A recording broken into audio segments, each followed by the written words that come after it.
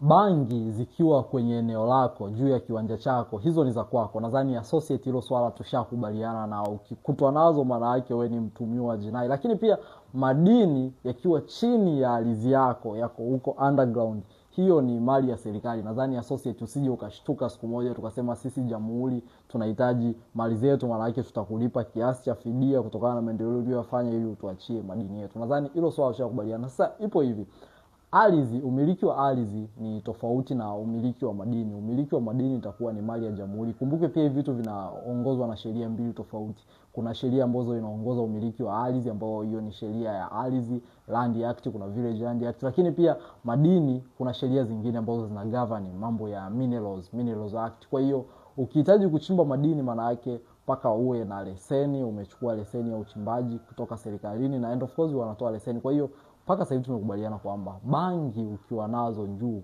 hizo inabidi utuambie vizuri ziliotaje hapo, utufafanulie kwa kina. Lakini kukiwepo na madini hata hatuhitaji explanation, tutakupa wewe kiasi cha fedha handsomely, tutakulipa zeni utuachie madini yetu, kwa sababu umiliki wa ardhi na umiliki wa madini ni vitu viwili tofauti. So baadaye usije ukashtuka. And as usual, kwa elimu kama hii ya kisheria kila siku, utaweza kuifollow hii account, ukacomment na kushare, ukamtumia yoyote ambaye anaweza ukahisi kwamba anaweza kufurahishwa na hichi kitu. Lakini pia guys, t-shirt zetu, dakika moja.